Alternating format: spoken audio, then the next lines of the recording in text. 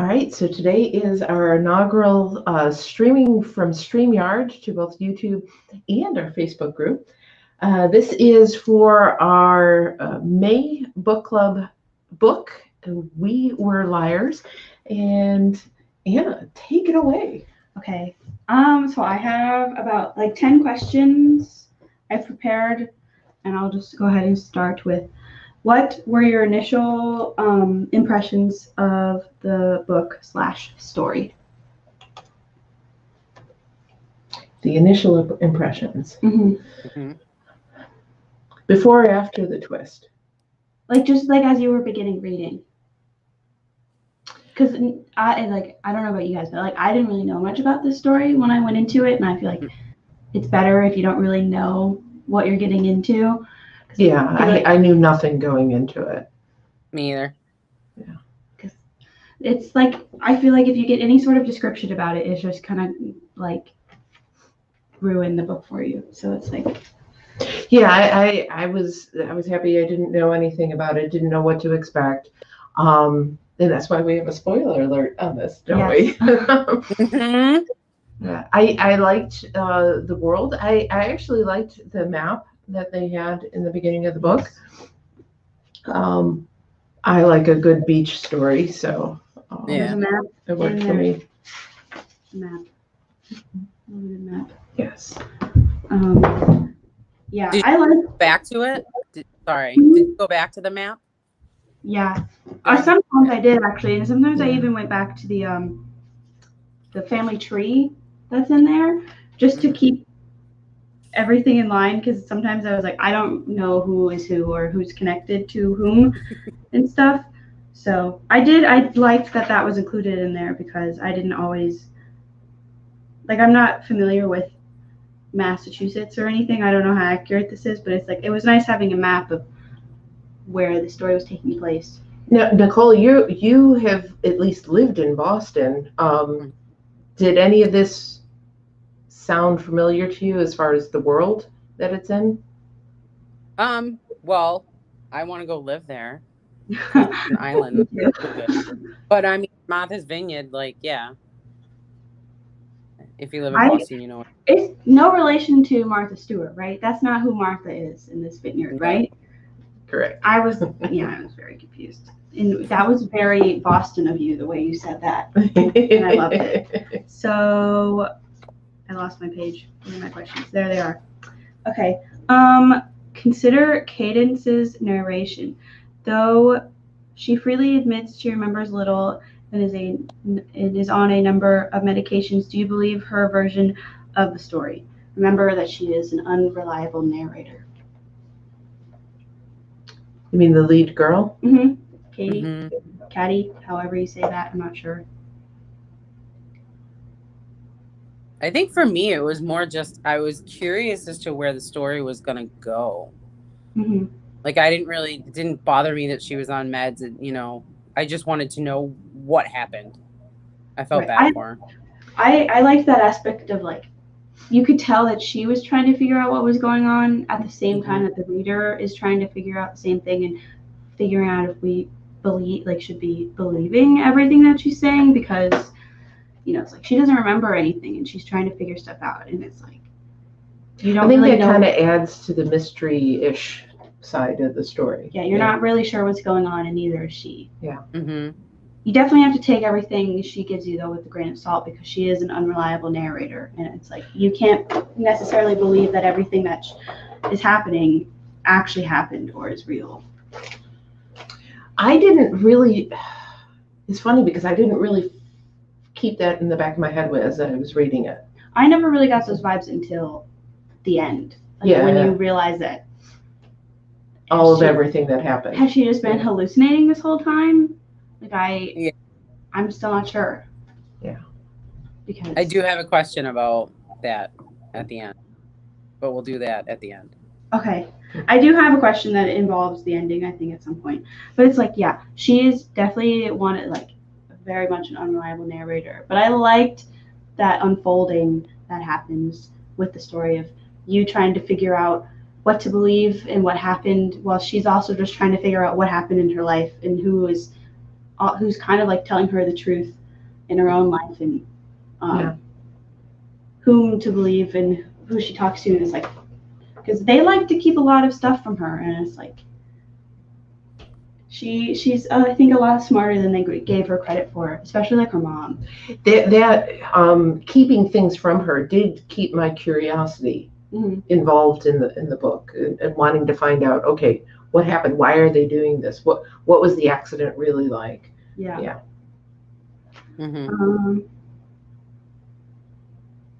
So another question is, what role does Katie's grandfather play in the story? How does his role as patriarch define the choices made by his children and grandchildren, and to what extent is he to blame for the shortcomings of others?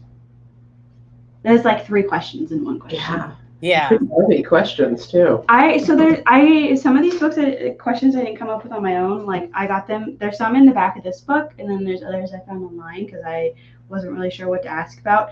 And I read, like, it has a little note at the bottom of the questions. I think it was like created by like a psychologist or something. Yeah, because there's book club questions in there, right? Prepared by Dr. Rose Brock. Okay. I'm guessing she's a psychologist. I don't know. Right. That's why that one feels really heavy. I guess we can just start with the first part of the question, which is, what role does Katie's grandfather play in the story? Well, it's his island, isn't it? Yeah. I'm pretty sure it's his money, and like the daughters all kind of like hate each other and fight with each other because they want him to give them part of his money and stuff when he dies, and their houses, and they fight over like houses and stuff too. It's like, because especially like after the mom dies and there's like a remodel, like the dad remodels the house that he and his wife had, and I think he definitely fuels the, I don't know if resentment's the right word, but like animosity between the 3 daughters. Well, he is dad. Yeah. So, there is responsibility in how they turned out. Not complete. I mean, they're adults themselves, so they choose to act one way or another. Right. He and his wife are the ones who raised them, so how they turned out is partially a product of how he and she raised them. So I was sad when the grandma died. I liked her, even though she was hardly in the story, but liked her better than him. Oh yeah. It seemed like the family also liked her better. Yeah. She was the softer side, I think, because he really did just breed and feed that animosity against all of the siblings. Yeah, and even like in with the grandchildren, like there was the one daughter who was dating Gat's dad, I think, or his uncle, and it's like the grandfather hated that was happening and like fueled bad vibes around that, and then it like trickled down to Gat and the kids, and it's like he had bad mojo about him. How much of that was a product of his generation though, where you didn't get divorced, you just worked through it? I'm sure that has a lot to do with it, especially like the book touches on like racism or whatever between the grandfather and the uncle and Gat, and it's like I'm sure that also has a lot to do with the fact that he is of like the boomer era, and they're not exactly known for having always been the most tolerant era of generation of people. So it's like it probably is really hard for him to like step out of that mindset and more into a modern mindset of acceptance and stuff. So it's like that's something you see a lot in young adult books, but that was kind of hard to read. It's like I was just like, stop being such a old man and do a little bit better, please. You just the vibe I got was controlling. Yeah, and a little manipulative, I think too. Yes, I feel like he kind of liked to almost pit his daughters against each other. Yep. He liked to stoke that fire, and it's like, and they fed into it too. Like they had no problem like squabbling over houses and money and all sorts of stuff like that. Mm-hmm. Well, and they were heavily dependent on him, were they not? Even into their adult years. I think definitely Katie's mom was. Yeah, and Yep. that causes, as the child ages into adulthood, if that's going to cause friction if they're overly dependent on their parents rather than independent themselves. Or teaches them to like find someone else that they can be dependent upon, like a husband or something. Yeah. Because like I'm pretty sure that the one sister who was dating Gat's uncle like lived with him versus like him living with her sort of thing. Yeah, got So it. it's like the dad affected even their adult lives. So I guess the other part is to ask about is to what extent is he to blame for the shortcomings of others? Like, can we blame all of their poor adult decisions on their dad and the way that he raised them? And it's like, how does that affect like what the kids did and how they interacted with each other and other people and stuff? It's like, is it all his fault? Because they're independent people who can make their own choices. Yeah, like how much, and they're adults.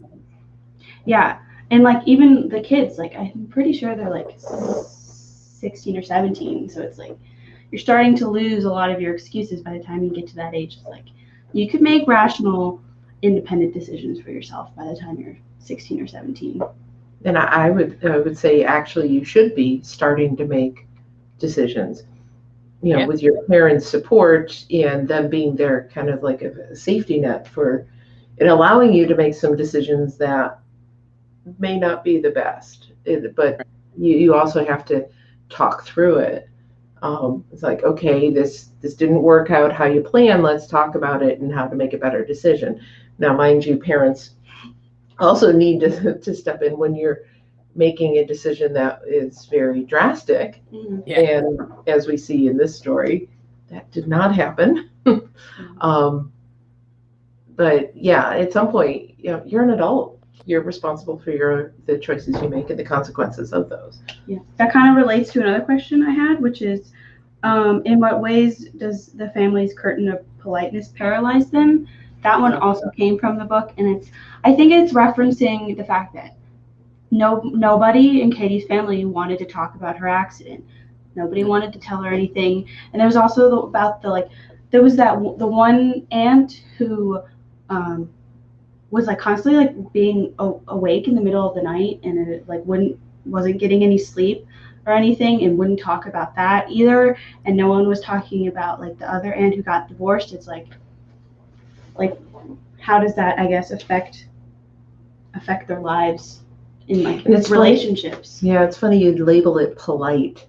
That's what it's labeled as being polite, and I'm going, well, you could be polite and be honest and open as well. They're not mutually exclusive, right. And so I wouldn't have labeled it polite. I would have labeled it as being non-transparent and not open with each other. And as you see the way we interact, I'm of the opposite mindset of, being open and talking about things and allowing the children to come to the parents, and we can talk about anything. Right. Mm-hmm. So maybe they don't do that with their kids because they could never do that with the aunts, like the mom, daughters of the grandfather could like never do that with them. So they just they were taught to just avoid any sort of scandal talk or anything, and it's like I guess that is because of their economic status. Yeah, it's like they have so much money that it would like. It's kind of like the characters from Schitt's Creek. It's like they were all the way at the top, and then they lost all their money, and they like went all the way at the bottom, and that's like terrifying for someone who has all of that money and lives an opulent lifestyle to like have something that could happen that could like take all that away from you. Like it's paralyzed for someone like that. That does circle us back to the grandfather and, how culpable is he? Because he and his wife would be the ones who set up that family dynamic Mhm. and whether they are open and honest with each other and can have those conversations in a safe place. Right.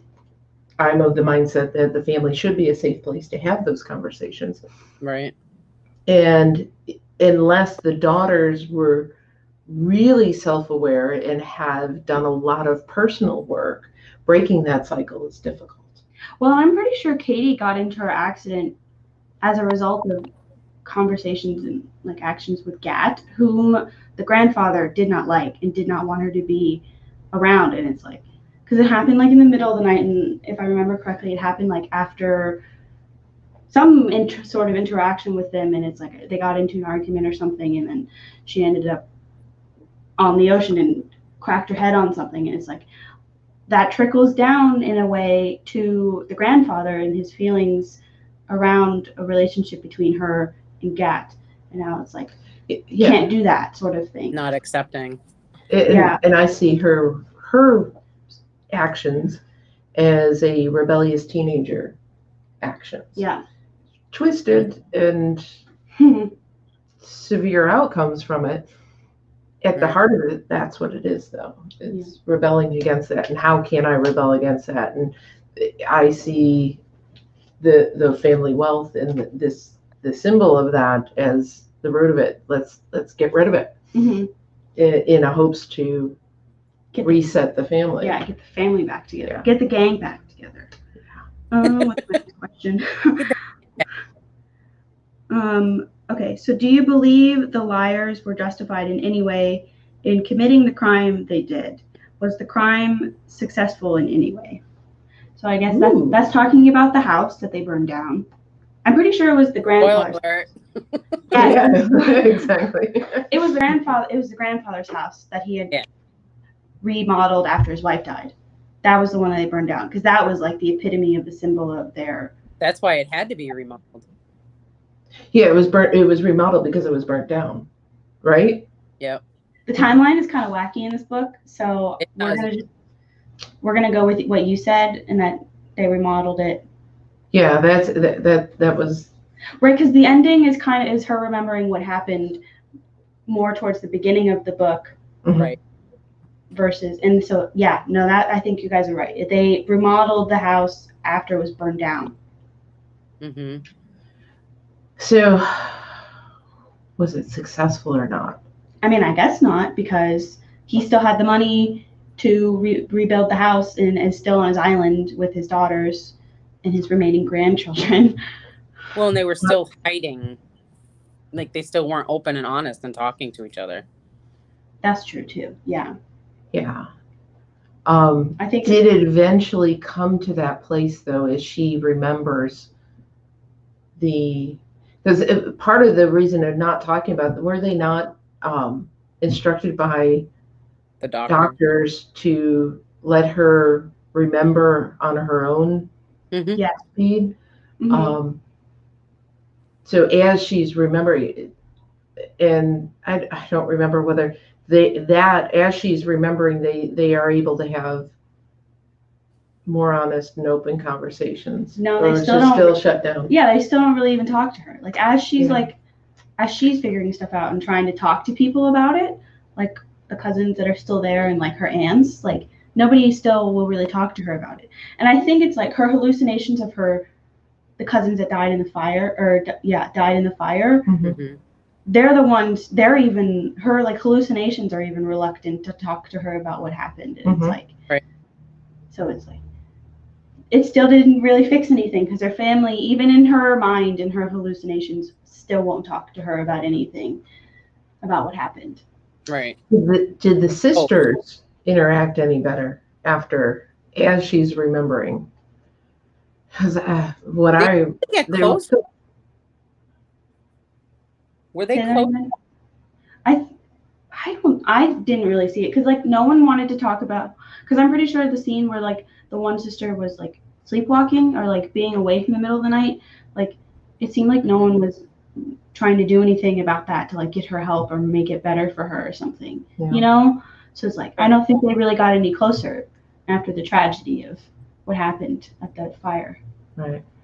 Okay. So let me ask this. Okay.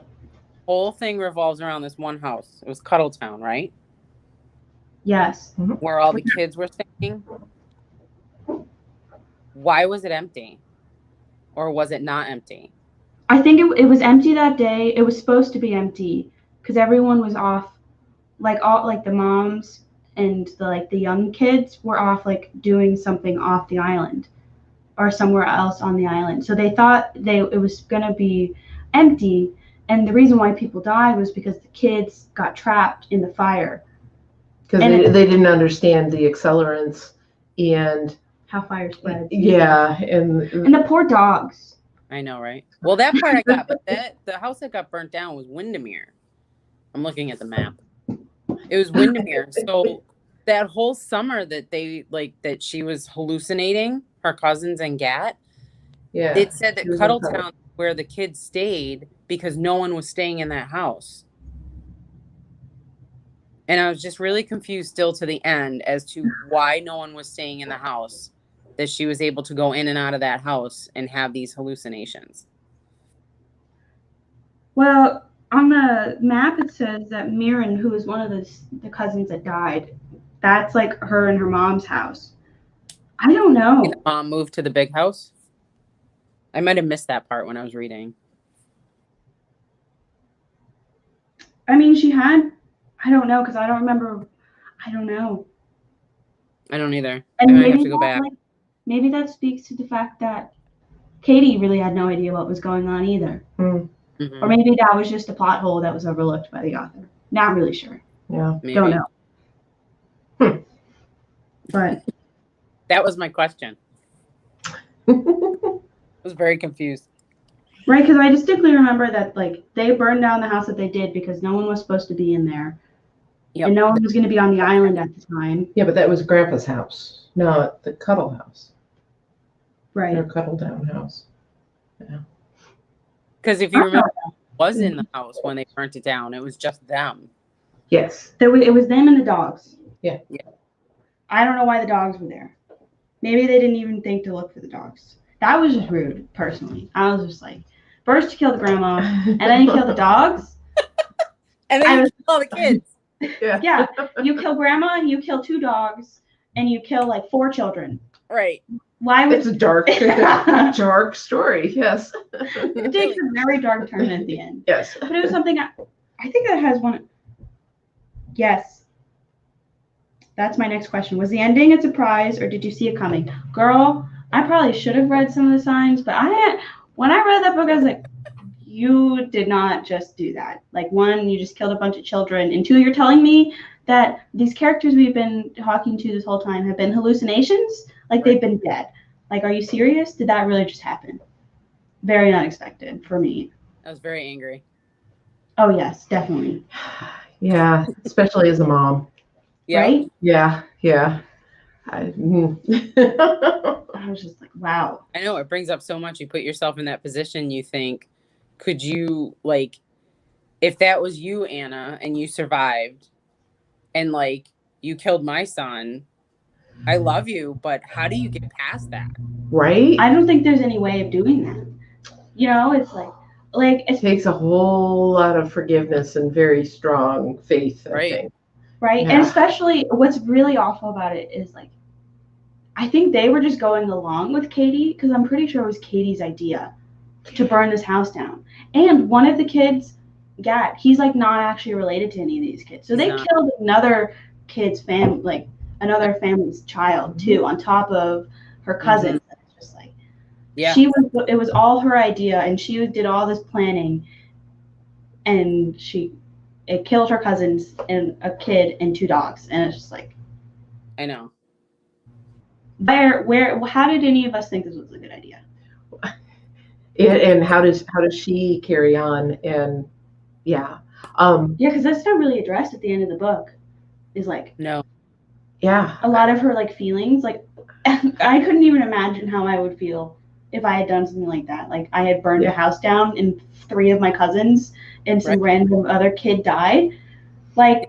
How do you live with all that and not go crazy? Talk about survival's guilt. Yes. Survival's guilt to the max. I would feel like that would be. Yeah. But it's the ending I think like we kind of got, I don't know. There's so much of this book that's kind of like ambiguous, I guess. I think it's left to you as the reader. Yeah. And as a discussion book, I think it's actually a really good book to have in a book club, because it does leave it open to discussion.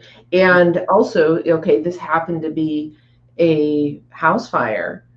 What if it was actually a car crash and Katie was the one driving, Right. and she lives and everybody else dies in the car? You know, you as a discussion point, you could take that in a couple of different real life. I mean, because the burning down a house in a rich island is not very relatable. Yeah. But okay, let's take this and change the scenario a little bit. And now, how do you live with it? Right, because I'm like looking at the last like 2 pages again, and I'm like, we really don't get much of a resolution about like how she feels and like any sort of guilt or like repentance or anything of it. It's just kind of like with any of it. Like I survived. My name is Cadence, and it's just like, yeah. But for a book club book, that's a great one. It's a good one to have, because it sparks the conversations. Do you have a story around the stories within the book? Oh, about the 3 sisters. Will be honest, I low-key skipped over most of them because I was like, I don't see what this is adding, and I find it boring. And so I think you missed something then. I probably did, because sometimes they were really long, and I just didn't really care. And it maybe, oh, Nicole, I know. Okay. Here I am. Was that like in reference to the King Lear and Wuthering Heights part of this story? Some of it's going to be in reference to King Lear. Also, if you read each story and you start to notice that the story changes, and then as Katie becomes aware of everything, it keeps changing. I think that definitely speaks to her unreliableness as a narrator. Well, then you have the last story, and it goes to the point of survivor's guilt. She tells the story of 3 good children and a witch. Yeah, she would definitely be the witch. Yeah, so I'm sad that you skipped over it. I didn't like them. I don't know. I found them boring, and I was like, I don't want to read this, so I skipped them. I didn't think they really added anything, but I guess maybe they did. I don't know. And Nicole, did you read them? I have to say I read the first one, and then I skipped over, and then as I realized what was going on, I kind of went back and read everything. Yeah. I did not go back. I didn't think I needed to, but maybe I did. I don't know. I don't think I'm missing much, but I don't think so. It was mostly because they were kind of the same story each time. And I'm like, I've already read this. But they slowly evolved. I know. Yeah. Should I have read them? Yes. As a good reader, I should have. Did I? No. Will you go back? Probably not. Okay. But it's fine. Psychology background, I had to. Because it was interesting in how they were evolving and how she was starting to remember. Yeah. My next question is, did you like Katie? If you didn't, why? How do you feel towards Katie at the end? Can't read my own handwriting, apparently. At the end, I hated her. That was so rude. What happened? No, because I mean, it's like, especially now, we're like checking back at the end, it's like we get no resolution about how she feels. Like, yeah, but that's the fault. That's not Katie. That's not the characters. I mean, yeah, I guess that's true. I don't know. I mean, I guess more than anything, I feel kind of bad for her, because it's like she spent, I don't even know how long, just figuring out what happened in her life, because no one would talk to her about it. It's like she's very like, her family kind of like forced her to be like shut off from them, because they barely talked to her or interacted with her, and it's like you really only got the relationship with the cousins, and then it's like she finds out that her cousins have died in a fire that was her idea, and then it's like she's just been hallucinating them the whole time. It's like you feel bad for someone like that, because like, that's a lot of crap to go through. I felt horrible for her. Yeah, I felt more sympathy towards her than anger. I guess I'm kind of mad at the author for not really resolving. Thank you. Resolving it the way it probably should have been, but I can't be mad at the character because she was a teenager, so she wasn't fully grown yet. Yeah, I think she was only like 15 or 16, right? Yeah. Something like that. Yeah. I couldn't imagine going through like what she's gone through, and it's just like, oh No. I was more mad at the adults. Right. Yeah, and the setup of the environment that led to her essentially twisted thinking that led to the accident. Yeah, I think the adults really are more at fault because it's like the daughters let themselves get sucked into the dad's game and stuff, and it's just like they just, I don't know that they ever matured to like an adult level and like really acted like responsibly as like moms and stuff, you know? Yeah. It's like they let themselves be consumed with this idea of one day inheriting their father's money, and it's like the one woman wouldn't marry the man that she loved, Gat's uncle, or I can't remember if it's his uncle or his dad. Gat's uncle, because he was like, the grandfather was like, if you marry this guy, I'm going to cut you off and you're not going to have any money anymore. And it's just like, right. Well, and that's a difficult decision to make because if you haven't been raised to be financially independent and learn how to make your own money. Exactly. That's a hard decision because you are thinking that it's a choice between your survival and love. Right. That's a hard choice. Yeah, it's like I don't know how I would make that decision. Right? It's like, so it's like, I don't know. It's kind of, people think money equals happiness, but it's like, if Katie's family is any proof, it's like, no. In fact, it kind of makes your life a lot. Money amplifies. Yeah. So it makes like I think her family would have been much more loving and open if they were just like your typical middle class family or something. You know, it's like could have been, but because the money just in the grandfather just really just made it kind of awful. But it amplified the dysfunction. Yeah. They were extremely dysfunctional. Yeah. But they didn't think so. No, they didn't. See, they couldn't recognize their problem, like an addict. Like they don't think anything's wrong, so they're not going to change anything. Mm-hmm. And it's just cause and effect. Yeah. I'm thinking on King Lear, and because you've scratched it a couple of times. Well, because apparently there's references to it. As someone who has never read King Lear or Wuthering Heights, I didn't pick up on those references. Yeah. But like one of the questions in the back of this book, I think is, hold on, let me find it. Yeah, that's why it felt familiar to me because I did read King Lear in college. Unfortunately, it's been several years, so I don't actually remember all of it. But it definitely felt familiar when you said, King Lear. It's like, oh yeah, I could see some of that. I know I saw it in the.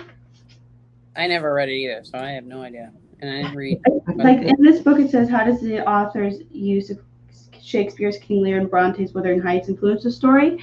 But I also saw another version of the question that was like, do you think the characters are functioning like of their own accord, of like their own life, or are they just going through the motions of these two stories, King Lear and Wuthering Heights? It's interesting. Is it like, did she just take those two stories and just put reimagine them? Really, but like reimagining is like you use it as a basis, but it's not like you're just trying to copy the story. It's like one of my favorite books is based off of Beauty and the Beast, like, and you can see the influences of it, but it's vastly different in terms of the story and how it progresses from like even just like the Disney version of Beauty and the Beast. And so I think what that question is implying is like, did she just change the characters and the story and the setting a little bit, like enough to where it's like it seems kind of like it's only influenced, but really it reads more like they're just going through the motions of what these other characters did. Yeah. Because I'm pretty sure Wuthering Heights is the one where, like, I'm pretty sure at the end a house burns down and a guy loses his eyes from the fire or whatever, and then she marries the guy. Like, I'm pretty sure that's like the entire ending of Wuthering Heights. And then in King Lear, you said that the king has 3 daughters and stuff, and I'm sure they have crappy times together and stuff. So it's like, yeah. I don't know those 2 stories well enough to be able to say one way or the other. Again, another book club, a good book club choice, if the person who's choosing the book recognizes, and hey, you might want to, refresh your memory on King Lear and Wuthering Heights. Right. So when we come here, because I think from an adult book club, that might be an interesting twist. Yeah. I doubt that many teenagers will have read either of those stories. See, and I guess I'm an unusual adult because I like reading YA books. They're light read for me. So except for this one, apparently, like this ending had a lot packed into it. Let's see. I think I only have a few more questions. So, did you like the author's writing style? Like, those, like where she had sections of like paragraphs, and then she would have like a sentence that's separated into like several different lines, kind of almost like a poem sort of thing.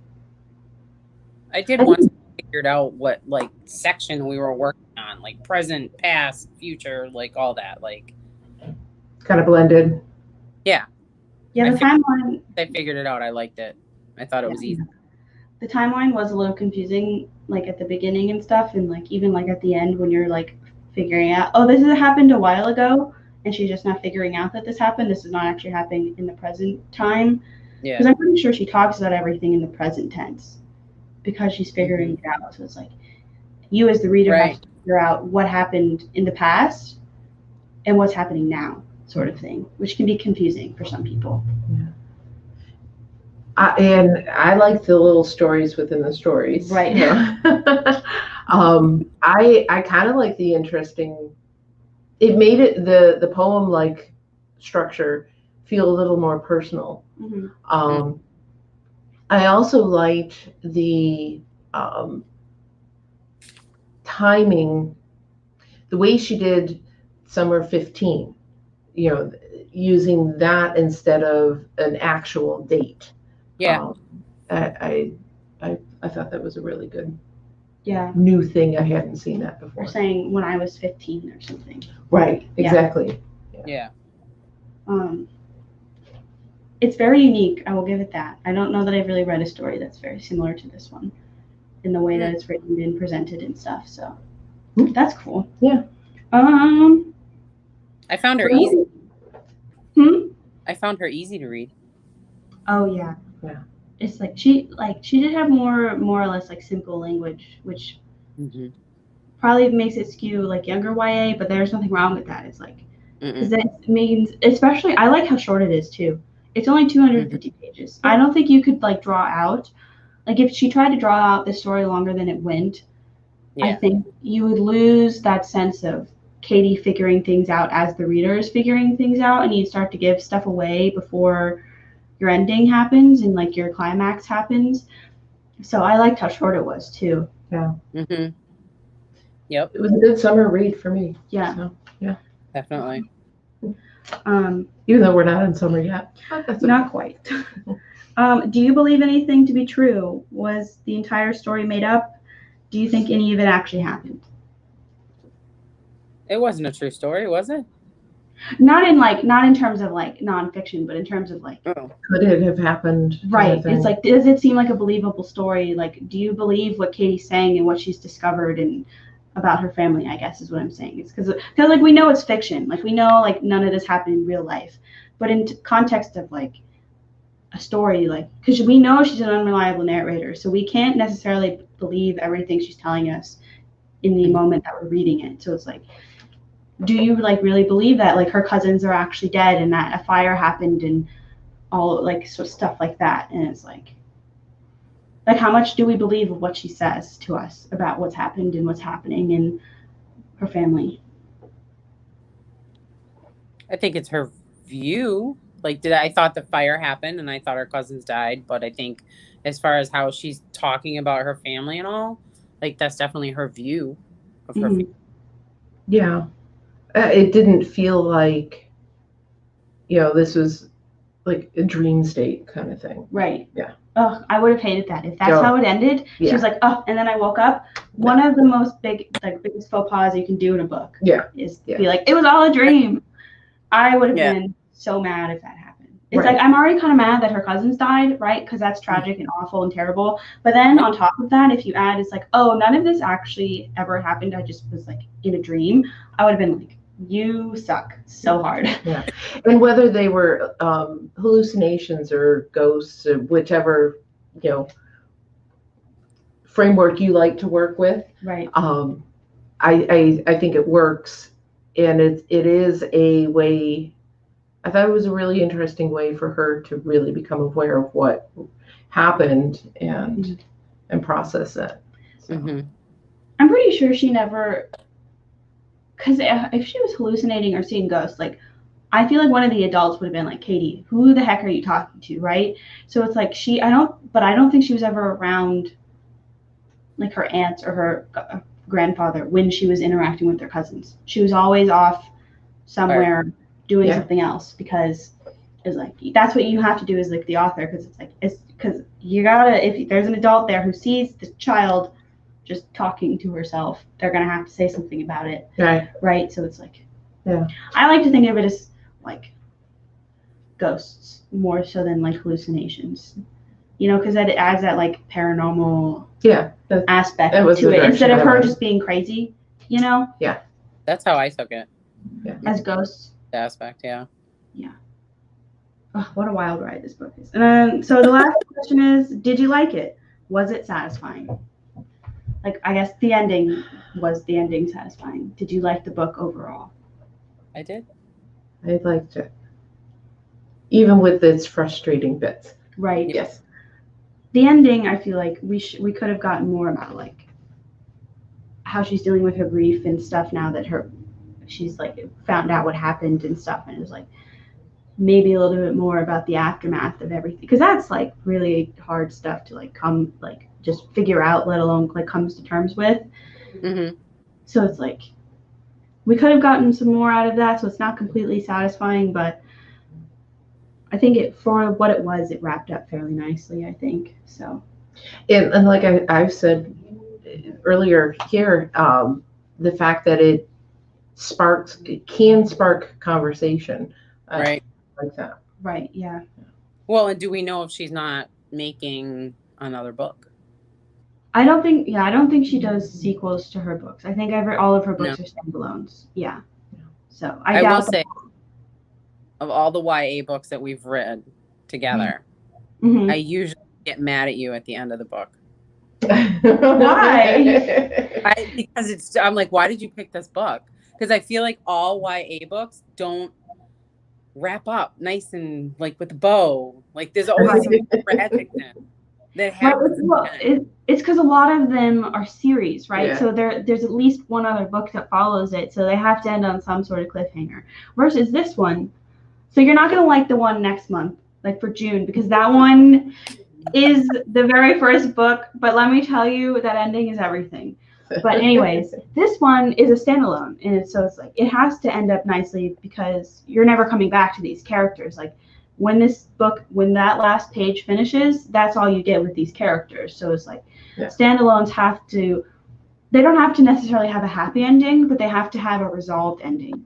Like you have to tie up the loose ends that you've created throughout the rest of the book and give some sort of resolution or like satisfaction to the reader, where the reader's like, okay, the story's ending. I'm happy it's ended here and not like somewhere else, and it's like I don't necessarily need to ever have to come back to these characters, in a way that, like the Knife of Never Letting Go, it's like that ending is like, okay, you're like, I need the next book right now. I need to know what happens. And then he does it again with the second one, and I'm just like, why are you doing this to me? But it's like by the time you get to that third book, oh, just wait. I know, but like by the time you get to the end of the third book, everything should be resolved, and you should have this feeling of satisfaction and like it's over now. These characters, I've experienced their lives, and now it's time to move on to another character set. Right. So I guess I'm just so invested in her now that like I want to know how she's coped with it. right, and that's, I mean, I guess that's a sign of like a good author and a good book, because it's like, you're still curious about her after you know that her story's over. Yeah. But I think that also might speak a little bit to the fact that the author could have added more or weaved in more at the end about like dealing with grief and how she moves on with her life, or even how her family interacts with her as a result of what happened, because it's like we don't really get a lot of that. So like that probably could have been something that was added in, but I don't think we'll ever see like a sequel to this book. Yeah. So I think a lot of the books I've chosen have not been they've all been part of a series. I think like there was Pride, which was a standalone, but I think that might be like the only other YA book that I chose that was a standalone.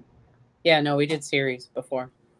That's heavily how YA books are written these days, It's very right? common In series, or at like, least a duology. Even like contemporary novels now, there's a lot of them that are like series, or like it's set in the same world but it's like different characters sometimes, but they're still like connected. So, but like if you go into anywhere close to fantasy or sci-fi, you should expect to see at least 2 books, if not 3, even up to more than that, because it's a lot harder to find standalone fantasy books than it is contemporary. So that's why this one was fantasy or standalone, is because it was contemporary. So it's like not nearly as common for these books to be series as it is fantasy books. Don't ask me why. Maybe it's because there's more world building involved in fantasy. I'm not really sure, but it's a thing now. Okay. Well, go ahead. I'm sorry. I was just saying I liked it. I liked the break after the last series. Well, I read the whole series, but after the last book we had, because I feel like a lot of the ones that we're choosing have that like out there like aspect of it, and that's way out of my genre. So it's fun to read to get the experience, but I was glad to have a little bit of a break. To have a book that was in the real world that ended when the book ended. Yeah. Yeah, that's great feedback. We're getting back out of the real world into the next book, but trust me, it is worth it with this one. I need the sequel like now, but the sequel doesn't come out till September, and I'm like, I need it now, please. So, spoiler alert. Get excited. I know, but now I'm gonna have to wait till September because I'll probably end up I want to read the next one. I know. You will. So what are we reading in June? We're reading The Prison Healer by Lynette Noni, I think is how you say her last name. And I picked it up because it is dedicated to Sarah J. Maas, who is my favorite author. I love her. Her books are amazing. And they, like, Lynette and Sarah worked together. Like, Sarah was kind of like, I guess, like, beta reader, or like consultant. Like, she helped, like, Sarah helped Lynette like formulate her book and like work on it, and not like writing it because she doesn't have like any like writing thingies. It's not like they co-wrote it or anything, but like Lynette would like share stuff and they'd help edit each other and stuff like that. And so it's like a little bit of workshopping. Yeah, like it was a lot of, I could think like more like workshopping and stuff together. And like Sarah has like a blurb on the front of it. And I was like, well, if Sarah says this is a good book, it must be good. And so I decided to read it, and it was amazing. It had my heart pounding at one part of it, and I'm just like, this cannot be happening. And then the ending came, and it just like, I did not see it coming, even sort of. And I was just like, but then it's like when you get to the ending, that very last line, you're like, it makes sense when you think about all this other stuff that happened, like all these other like subtle points that she makes in the book. It's like, it's not perfect by any means. There was parts of it that annoyed me, and I'm like, okay, we can move on from this, please, thank you. But it's like, overall, it was amazing. It was a 5-star, like, as soon as I finished it. I was like, yes, I need this next book now. Please and thank you. All right. It is really good. Are you going to reread it with us? I might because I loved it that much. But my mom's reading my copy, so I might not because I have other books I want to read. And I'm a slow reader. I remember it, I think, well enough to read to might. I don't know. I haven't decided. I might because it's really good. So I might just need to reread it now just to read it again because I loved it. Okay. So get ready. Strap yourselves in. It's a wild ride, but it's a good one. It's a lot of fun. All right. All right. Are we done then today? I think so. I have no more questions. So. All right. Good job, Anna. Thank you. And we'll wrap up. Thanks for joining us, All right. Nicole. Bye.